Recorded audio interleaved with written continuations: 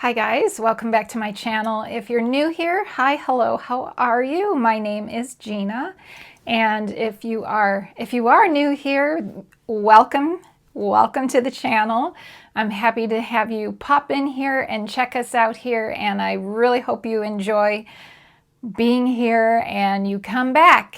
And if you are a returning viewer, thank you so much for coming back. I truly appreciate you. So in this video, this is a viewer requested video. What we're doing is I'm going to share with you plants that I would never ever have again. So interesting topic. So I thought this might be a little bit difficult for me because I feel like I'm one of those people who has never met a plant I don't like. Yeah, I like all plants. I am not a discriminator. However, sometimes I get these plants in my collection, and after time with them, caring for them, nurturing them, being a good plant mom to them, I decide that it just really doesn't work. It just doesn't really work out between us.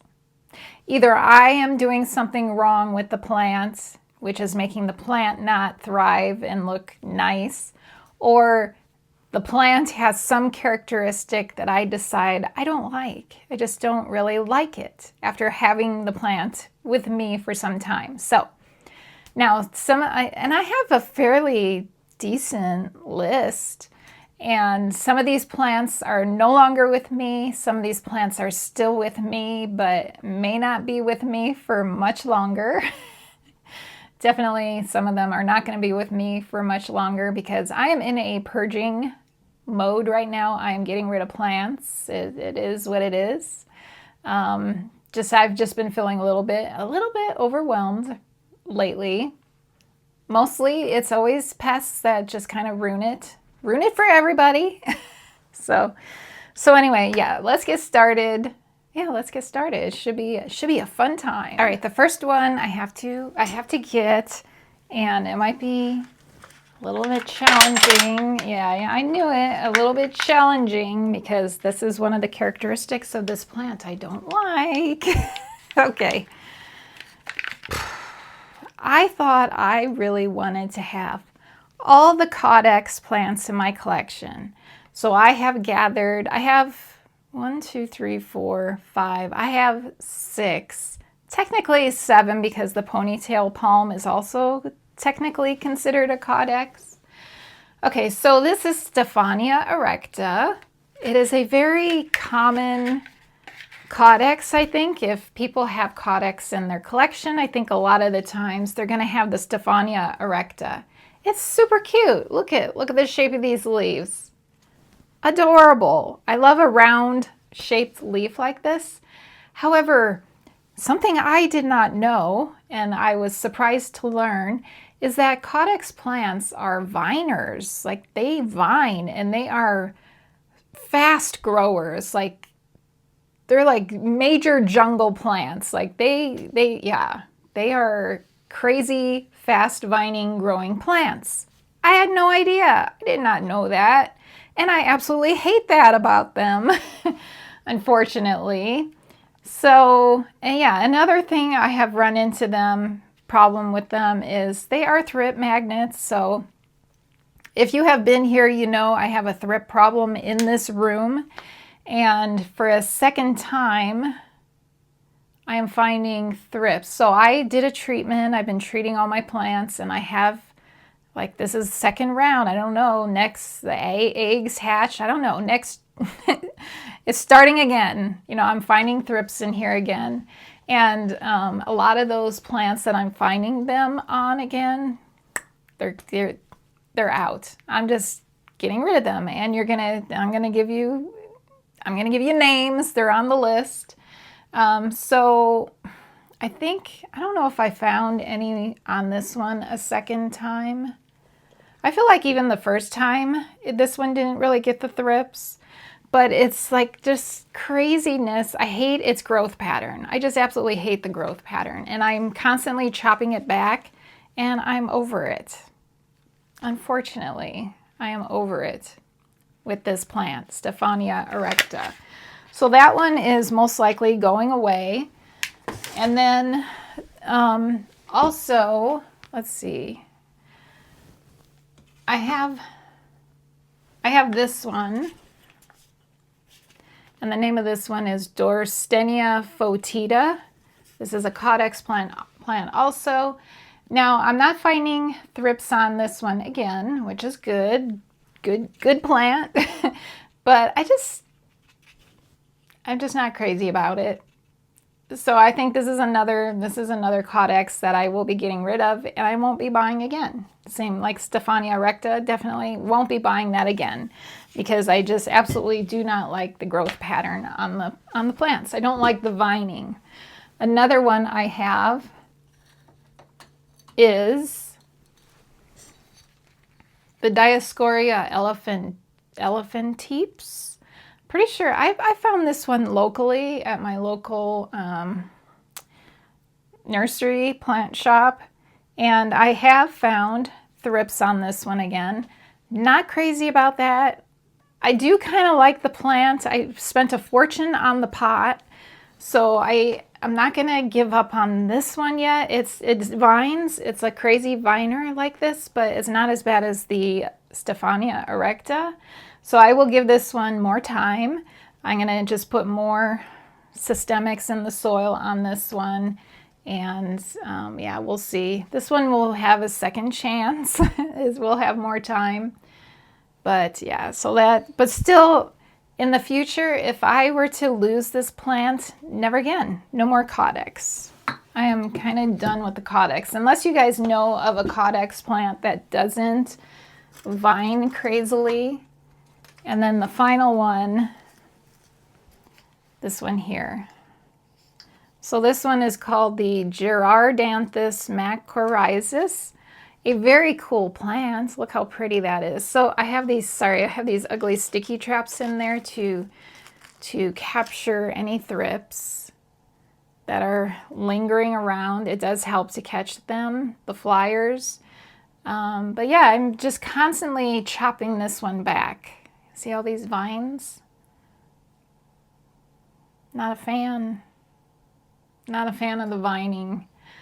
So Caudex are never again. I will never buy Caudex again. So, all right, the next one on my list it's actually a carnivorous plant, but it's not pinguiculas, because I absolutely adore the pinguiculas. It's actually one of the pitcher plants, the what is it called? No, Nepenthes. Yeah, I had one of those. I almost killed it, and because I let it dry out too much, and I lost all the pitchers, and I almost killed it. I brought it back to life, and just noticed the other day that it had thrips. So I saw those thrips, that larva on those leaves, and I was like, you know what? No. So I got rid of it. I got rid of it. So would I get another pitcher plant? No. And also because they get giant. I mean, those things get huge, and that's another thing there's plants that if the leaves get too big, if the plants grow too big, and I like small. I'm a fan of small plants, like little pinguiculas are so small and adorable. Succulents, small. Yeah, I like small plants. And if the leaves get too big, or if the plant itself gets ginormous and it's not easy to cut back, like how do you cut back a pitcher plant? Can you even do that? Don't get me wrong, they are awesome looking. I would not have bought one if I didn't like it. But yeah, after having it and you know, the pests kind of ruining it for me, and just thinking also in the back of my mind, I'm thinking this thing's gonna get really big someday. Where the heck am I gonna put it? It needs nice high humidity. I don't really have that.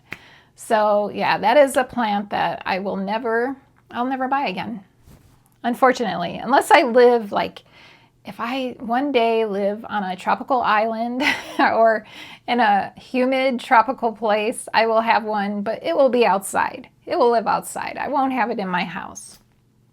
So sticking along with carnivorous plants, another one, which I actually have in my collection right now, that I would never have again, and it's gonna be drippy, I know, when I grab it out of here. Ooh, boy. Wow, didn't realize the roots were so big. Okay, this is the next one that I would never buy again, never have in my collection again. So this is Drosera binata. Probably pronouncing that incorrectly, but just the Droseras, I don't like how wild this one, and I typically am a fan of wild, wacky growers like this, exactly like this. The only problem is these are sticky. They're wet and sticky, and yeah. I mean, I like a wacky growing Rhipsalis or, yeah, any of the other wacky growers in my collection, but just not a fan of like the sticky stuff. So this gets everywhere. It's kind of a pain in the butt. I'm not going to get rid of it. I'm going to keep it. It's good at catching bugs. Excellent at catching bugs. If you have a fungus gnat problem, get one of these. But if I were to ever lose it, not going to replace it. Even though it is super cool. This is one I would never get again. But it's awesome, right? But yeah, no, doesn't really, yeah. I'll never get one again. Sorry plant. All right, next on my list, and some might be surprised to hear this, it would be Anthurium, like any Anthurium.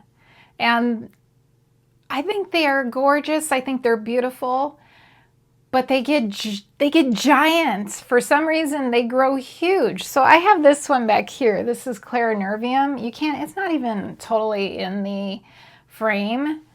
Yeah, that plant is huge. Like they all grow crazy big for me.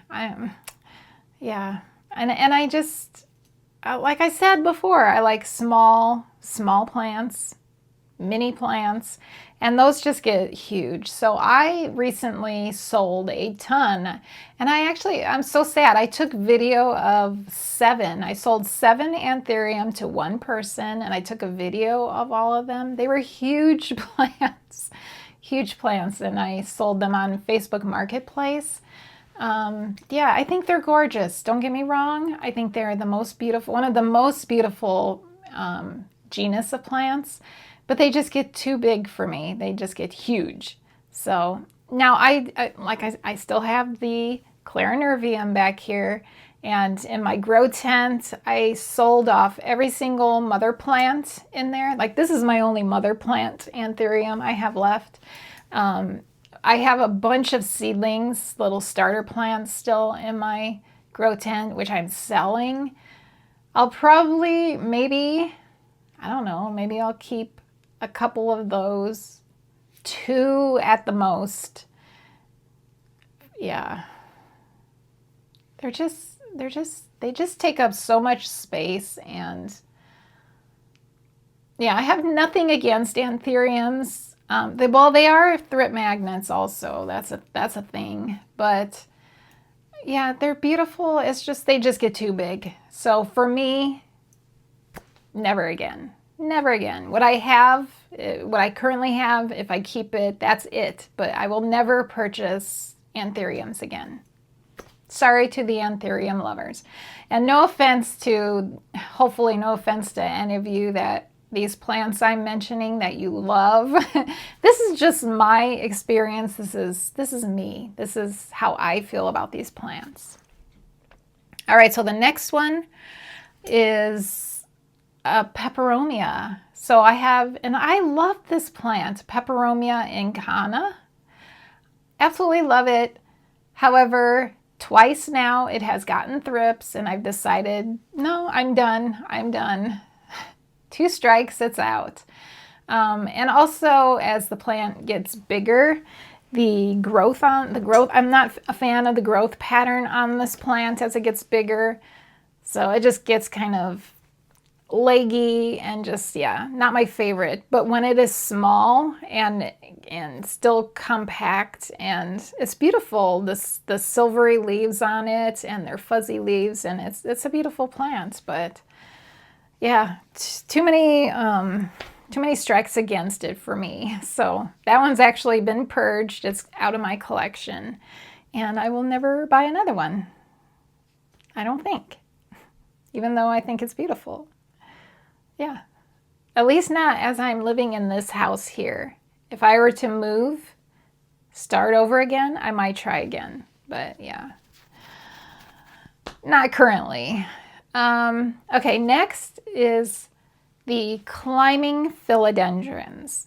I'm a fan of trailing philodendrons. I love, like, I have my neon philodendron right here, lemon lime, I think it's called. Love, like, the Brazil types, or the ones that look like the Brazil, all the different varieties of those, like silver stripe and cream splash, or, those. Love those. But the climbing ones, for instance, like the philodendron pink princess, nope. Silver sword, nope. And these are plants I've had, but they're no longer with me. Florida Beauty, no. I chopped mine up, and I'll be selling it in my shop. If you guys have been wanting a Florida Beauty, I have it. I chopped my entire plant up, and because I tried selling it on Facebook Marketplace and no one was interested for the price I had it at, because it was a big plant. So I decided to just chop it up and propagate it, and I'll try selling it in my shop. So yeah, any of the climbers like that, philodendrons. The only one I currently have is the Florida Ghost. I still have that one, but that one doesn't really climb. It's more of a trailing one. Oh, and I do still have my philodendron tortum, which is also, it's not long for living here at my house, let me just say. It's still manageable, but as it's getting bigger and it's reaching for the window in my living room, yeah, eventually I will be selling that one. I have to just remove it because I like the pot it's in. So I need to remove it from that pot, and then I will sell it. Yeah, so any of the climbing philodendrons like that. I've had the Gloriosum. I've had Splendid. I've had the one that starts with the V. I had that one. They're beautiful plants. Don't get me wrong, beautiful plants, but especially the climbers that get the huge leaves like that.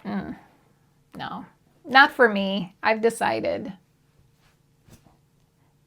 All right, next up. I think we're almost done, actually. Yeah, I just have currently in my collection. I have. Let me grab it. So I have these Dischidias that I'm just not a fan of, and so they kind of look the same. They have a very similar look to them. So this is Dischidia lanceolata, and then the other one that looks just like this is in a different pot is the albida, Dischidia albida. I'm not going to get rid of these. They're going to stay in my collection, but if I were to lose these plants, I would just never buy them again.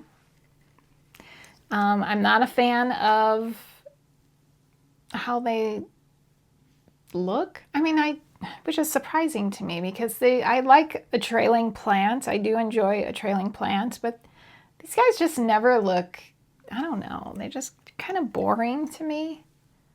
Not my favorite Dischidia.